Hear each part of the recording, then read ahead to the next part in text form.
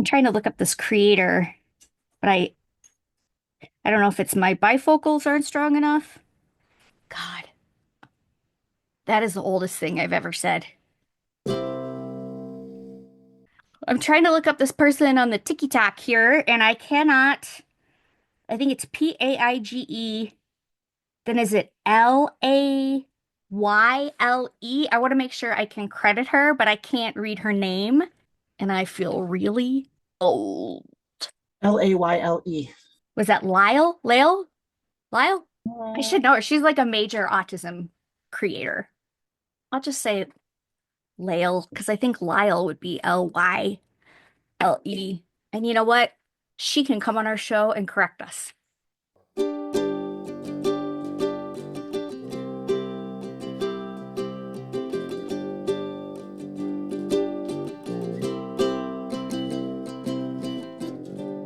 Hello and welcome into another episode of Gifted Kid, Messy Adult, a neurodiversity podcast, the show where potential went to die. I'm one of your hosts, Ellie Michaels. I use she, her. I am your other host, Jessica Michaels. I use she, they. And today we're talking about, oh, we didn't decide on what we were actually going to call it. Uh, well, you sent me a really good Reddit post about this. So, Jess, why don't you tell us what we're talking about? Yeah. Yeah, this video I have seen before, but it came across my Reddit feed the other day, and the subreddit is r/evil autism, and it is a TikTok video by at Paige Layle, I think we decided, Paigelayle. And she is a young autistic, she's very artistic also, but a young autistic Mhm. creator who's all over social media. And she has a video that really struck me where she is in a hotel room and she's talking about ordering room service and she's never ordered room service before. And she's clearly very agitated and nervous and anxious. And so she rehearses what she's going to say. They're going to pick up the phone and I'm going to say, I would like a yogurt parfait sent up to this room number. And they're going to say, okay. And she is so hyped up. And then she gets she picks up the handle. She gets her 2 seconds of bravery and presses the button for room service. And then the phone rings and she gets agitated. She orders. And she sounds totally fine when she orders. Like everything is smooth sailing. She does this 30 times a day, and then she hangs up the phone and she like falls to the floor in anxiousness and relief. And it struck me because there is such a difference between how she sounded on the phone, like smooth sailing, and what I know she was feeling, because that feeling of doing something that I've never done before, even something simple like going to a new fast casual restaurant where the ordering system is cutesy and maybe they have little cards that go on the table or whatever, that sends me into a panic paralysis. And I realized I didn't know if that's something, one, that affects you, or two, I don't know if you know how much that affects me because we've never really talked about it. So I wanted to talk about it. And what better to discover things about your spouse than on a podcast, Well, I mean, right? then there's a record I can go back and check when I invariably forget in like 3 hours. But what do you, is this something that happens to you? Absolutely. Really? Um, I went years during my adolescence, I went years without dental care because I was the one who had to call and set up the appointment. Hmm. And there's also the part where I have the iron liver kind of neurodivergence. So lidocaine and tetracaine, and it hasn't been Novocaine since like the 70s. Come on, it's like aluminum foil. It's not tin. Um, that stuff just doesn't really work on me. So the dentist has always been an absolutely horrifying, harrowing experience where I have to sit still while someone hurts me and they don't believe me that it's hurting. Like, I'm pretty sure that's actually the textbook example of what trauma is. Like, you feel unsafe or you hurt and you can't get away. Like, yep. Um, so calling the dentist was a huge mental block.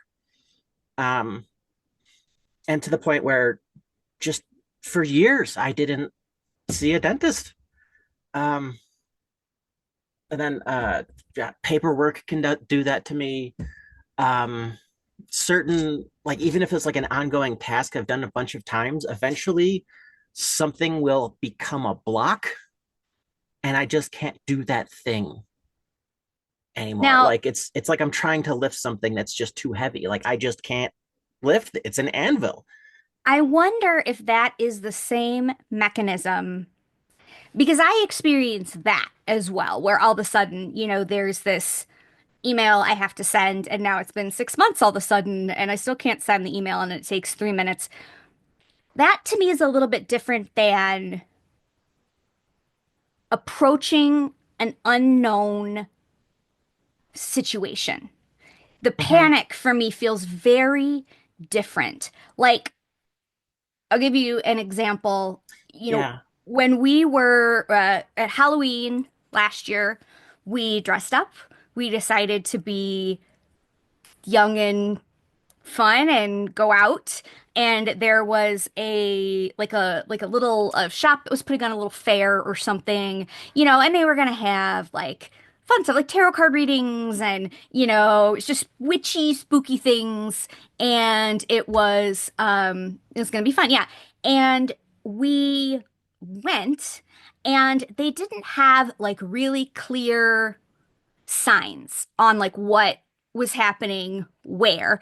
And so there was one sign that I gravitated to, and it led us into this little store, and it's like, okay, I can handle this. Like, but then next door was where I think most of the things were happening. And it was just a bar or like a coffee shop bar kind of thing. And I could not bring myself to go in there, even though I wanted to participate in like all of the things that were happening. I couldn't go in there because I get this absolutely terrified feeling, petrified feeling of going into an unknown situation where I don't know exactly what is happening, where I'm supposed to go, where the things are. And it's silly because I know like people want your business. I know if I walked in and asked literally anybody a question, I would have gotten an answer. Like, am I in the right place? Is what is happening? And that's what people are there for. But I just have this, and part of it is I don't want to look stupid. Mm-hmm. Or I don't want to stand out as being wrong. I don't know. And neither of those things seem to equal the fear that I feel. And I know when it's happening because it's when I'll like clutch onto you and go like, no, no, no, no, no, no, no. Like, oh, but no, we can't. But I don't know. Like, so I can tell it because it's very specific to me, to that type of situation, which for me is different than task paralysis, which is something I also experience.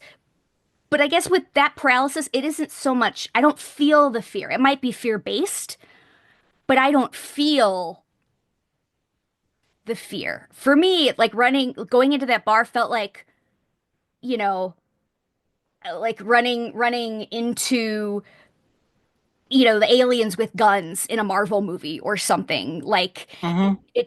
it was just equally ridiculous to think that I would be able to do that. And it's just so It's silly for me. my favorite example is that your jaw has the strength and capability to bite your finger off. It's like biting through a carrot, supposedly. But if you try to do that, your body just won't let you. Hmm. You are physically capable of doing it. You are physically capable of reaching over and putting your hand on that hot stove, but you can't. Hmm. And it's not a fear thing. It's just a I can't thing. And yeah, uh, I went to a party over the weekend, and the person I was supposed to go with had to cancel last minute. The only other two people I knew in that group weren't going to make it, and so I just couldn't like schmooze and meet new people and whatever. Um, Even though you wanted to be there and you wanted to do exactly that, but you yeah, I just got dressed up and everything. can't. Left the house after like 7 p.m. Wow. Yeah, no, it's Do they still have an outside after 7 p.m.? Is there really still, do the things exist outside our apartment after 7 p.m.? partially. It's on Weird. power saving mode, so they turn the sun Oh, off, gotcha. Gotcha. Okay. Okay. which seems silly because then we all have to have like lights on our cars and stuff. Like, just turn the big one back on. Turn the big one on. No, it is like I'm trying to think what else. You know, when fast casual restaurants became a thing, that is probably like some of the first instances I can recall of having this feeling because before, like you walked into a restaurant and there was either fast food where you walk up to the counter and order, or Uh-huh. there's like, or you sit down and then the only thing you gotta figure out is like where to pay. And that caused some anxiety, but you could sit there and you could watch people and you could see how it worked and then you could figure it out and then go before you look down. But now all of a sudden there were these places where as soon as you open the door, boom, you're supposed to order, Uh-huh. and you go down the line and you pay, and it was just like, oh my, I can't, like, I can't do that. I don't know what I'm doing. I don't know. This is, that was quite an adjustment. Now, that only happens once. Like the first time I go to Noodles and Company or whatever, which is probably the first fast casual restaurant I ever went to. Um, or like Subway, you know, where there's a lot of choices and just I like being able to watch first. Like watch what happens, watch where people go, watch what how other people how the process works. Or I like segregating myself in a smaller, like, is there a VIP option? If I can afford it, I will do it. Not because I love to have all this extra, I think I have all this extra money or I'm rich or something. Certainly not. But because it shrinks the crowd down, it shrinks the unknown down. The line gets, 50% shorter. There's usually good signs, so you know what's happening. You're not typically as rushed. And those are things that all make me feel more comfortable with a situation that would totally panic me altogether to the point where I wouldn't be able to participate. So it just makes everything, more possible. But it seems so silly because it'll be like little things like um go, we're at the zoo, like go get some bottles of water or something. But like if I just can't immediately read what the situation is, where to go and how to do it, I just I just don't want to, even if it's something that I want to do. And yeah, and I just recognize so much in her that like that total fear where it's almost stopping you. You almost can't. You Uh-huh. almost can't. But in this example, she manages to do it, and that's so wonderful. Because I am not always able to do that. I have tended to, since we got married, send you ahead as a scout, you Uh-huh. know? Like you go in, you figure it out, and then when you've got the lay of things, let me know, and then I will come in. Uh-huh. But like, yeah, I remember there was I was going to a concert with a friend of mine years and years and years ago, and she was very much the, like she just expected the world to open up for her. And a lot of times it did. And so she would just take these chances. So we had gotten there really early to get up in front, and she spotted what she saw as an opportunity to get backstage. And so she grabbed me and she is pulling on me like with all of the force her body could muster to try to get me just to talk to this person to get backstage. But I couldn't. And I would love to say, that, and to me, it was about rule following for sure, but it was also about like, this is not the process. Like, this is not the way that you do things. And I want to see the way that you do things. If I had seen three other people do it, then I would have been fine, but I didn't. And I just didn't want to do it. And she will forever, say that, and to the point where I just say, like, go ahead, do your thing. I'm fine. I would rather not meet the people backstage than go through the process of having to get there to potentially have that opportunity just because I just don't want to. I like things being predictable, and that is not a predictable situation for me.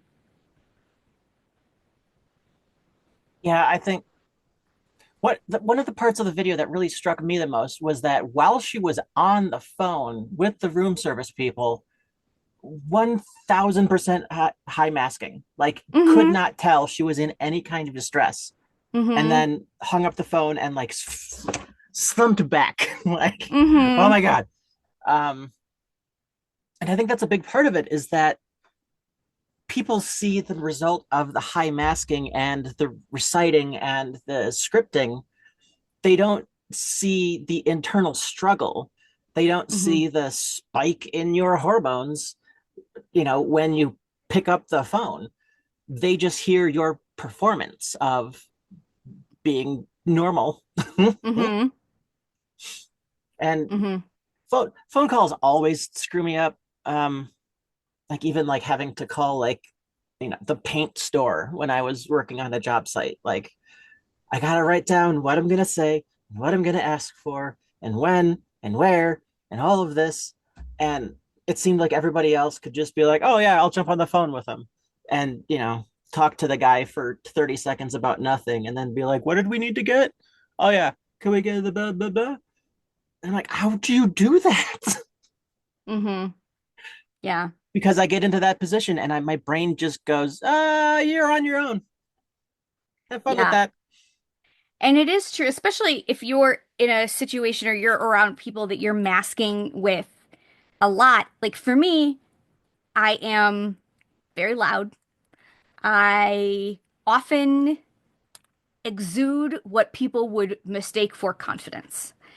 And so when all of a sudden you're in that panic situation and you're not around people that you can panic near, then that becomes the fight of your life to swallow those emotions, deal with that fear, and go through the situation anyway while projecting everything being fine, which is how you can go to lunch and suddenly use up every bit of energy you had to complete your entire workday because your coworkers wanted to go to Meatball Sally's instead of, the place on the corner.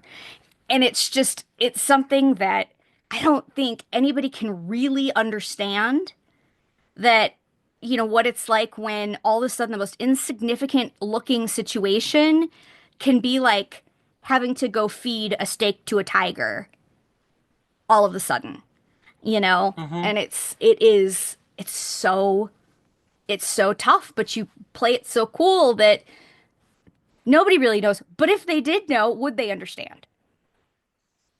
In my experience, no, not particularly. Yeah. It just becomes one of those, why aren't you an adult? Why can't Mm-hmm. you do these adult things? Like, well, Mm-hmm. who defined that? And sorry, no, I can't. Yeah. Like it comes back to the word just, right? Like, oh, you're going to this place that you've always been to, but their entrance is closed, so they've got a temporary entrance set up around the side. Why should that be paralyzing? It's such an insignificant seeming detail, but all of a sudden, it's totally different. Or going to a new place, which is why I think, for a lot of us, going to new places isn't enjoyable necessarily. Mm-hmm. It might be eventually, but it isn't at first. And why we prefer to go to the same places over and over and over again because they're predictable. So we don't have to deal with that fear of the unknown, and we don't have to worry about that masking, and we can just enjoy whatever we're there to enjoy. Now, unlike this autistic creator, I am very well versed in ordering room service. This is the Well, skill I mastered. years and years and years ago. It's one of my favorite activities. And but it could be anything, and which is, so if you think of something like starting a new job, think of all the unknown things that happen when you're starting a new job. And if each one elicits that same fear response, how difficult does that have to be? I mean, it's one of the most fear-inducing things for anybody. But if you're somebody whose brain doesn't see the difference between jumping into the lion's den and going to the bathroom, in a new place for the first time when you don't quite know where it is, then something like starting a new job or moving to a new town or going to college, you know, must be, I mean, your poor body must just be it's in constant crisis, and your brain is just, it's just beside itself. It doesn't even know what to do. You're not even absorbing information, and so it's just one of those things that I am really hard pressed, as much as I talk to people about autism and neurodiversity. I am really hard pressed to get people who don't experience it to understand what it truly feels like. I always feel like there's this element of you're overreacting. And it's like, well, sure, yeah, I know, but that I doesn't would make it also like me to not be doing this. right. But it doesn't, knowing that you're overreacting, intellectualizing it doesn't make it feel any different. In fact, it makes it feel worse because it makes you feel pathetic and dumb and silly and ridiculous and over dramatic and, all of these things, but that doesn't keep it from happening. And so I would love for people to understand that just because we think it's ridiculous doesn't change the feeling. And just because you don't feel that way doesn't mean that I'm a worse person, a lesser person, a dumber person, because I do feel that way. Because that's just the way our brains are wired. You got lucky that your brain doesn't do that. My brain does, but I am still just as good of a person as you are. Just because, you can walk into a new restaurant and it's totally fine, or you can walk into a new place or a new whatever and not have that anxiety. I am not worse. I am not less. You know, you lucky fictional neurotypical person, you. I think it also ties into context. I need context, Hmm. even if it's just what we're talking about, or what kind of conversation this is. Like, I need context to understand how to act in this particular environment, but I also need context to just understand anything. And the other um people really fails to come to the pre-planning meeting. Like the person on the other end of the uh-huh. phone refuses to just get with me 10 minutes beforehand so we can run through what our conversation is going to be. And then they, go back and then I give them a call and then we have that conversation. Like they This just, is why you show up to rehearsals, everyone. right, right. Yeah, it's without context, it just doesn't work. I don't know Mm-hmm. where to even start. Mm-hmm. And I know, it's always interesting when you talk about anxiety because like many late diagnosed neurodivergents, I was diagnosed first with anxiety and depression.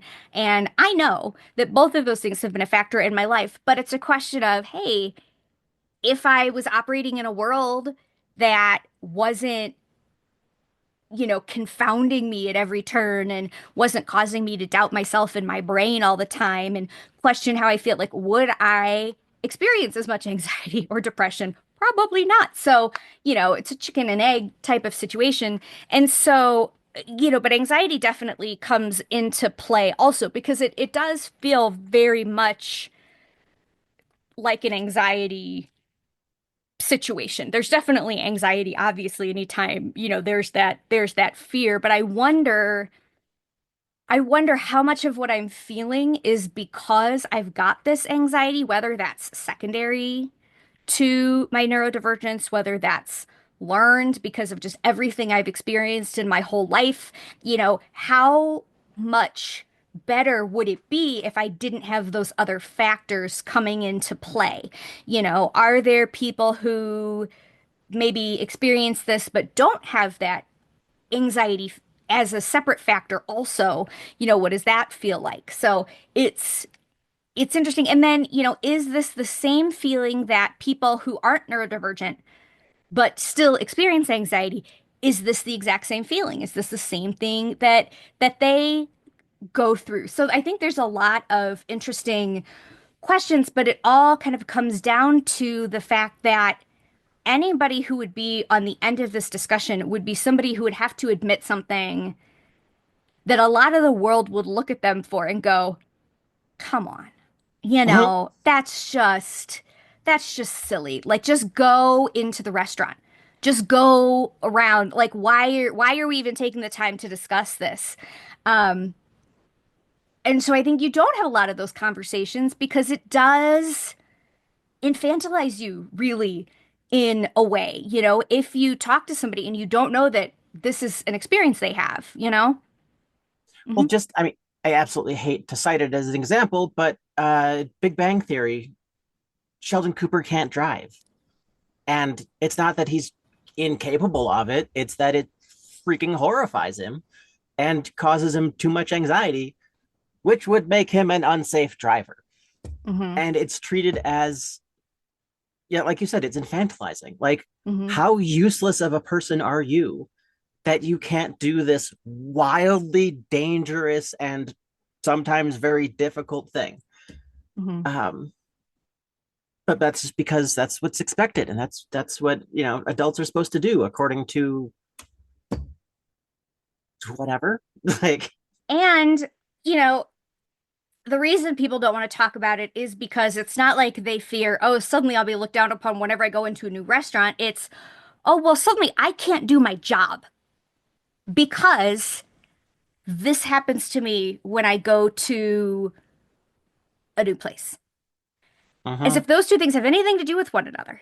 But it becomes this judgment on you again as a whole person, that you can't be a good partner. You can't be a good professional. You can't be a good whatever parent because in this situation, your brain does this, which requires next to nothing from the rest of the world to help fix. Like, if you're a bit, put up some signs. If you're a person who doesn't experience that, then the least you could do is not judge other people.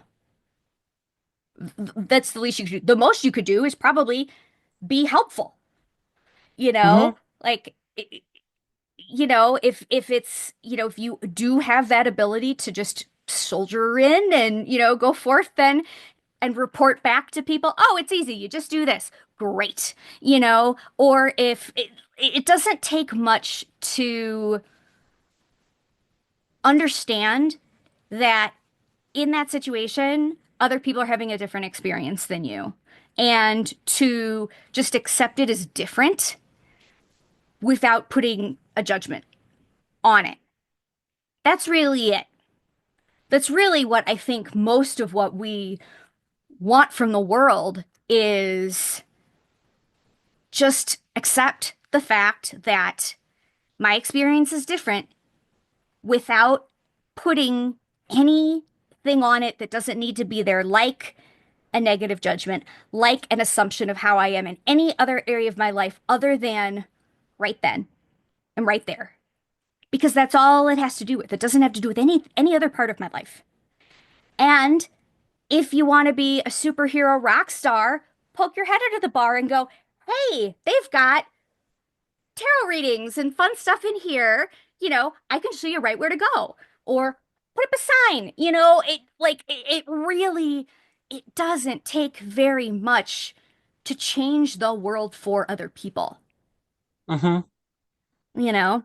So I was really proud of this TikToker for making her first call to room service. She got her a yogurt parfait and they threw a little curveball and asked if she wanted coffee. And she said yes. And I think they asked her if she wanted cream. And she said, oh, nope, milk, actually. And she handled that like a champ. And then she was able to have her yogurt parfait and her coffee. And that is for her probably as much of an accomplishment as running a marathon. It's just it and I'm super proud of her. I love that feeling when you have tackled something and when you've conquered something like that. And so yeah, I thought it was a really interesting situation. Yeah. And familiar. Very, And very very familiar. familiar. Yep. Yeah. Well, I think that'll just about wrap it up for this episode of Gifted Kid, Messy Adult. Jess, where can people find out more about you? People can find me at coachjessicamichaels.com. You can sign up for a free coaching session and find out if neurodiversity coaching is right for you. Cool. And if you like our show, please rate and review us. And for any other information, please email us your questions, comments, or just outright praise to giftedkidmessyadult@gmail.com. So until next time, take care of each other out there. Bye.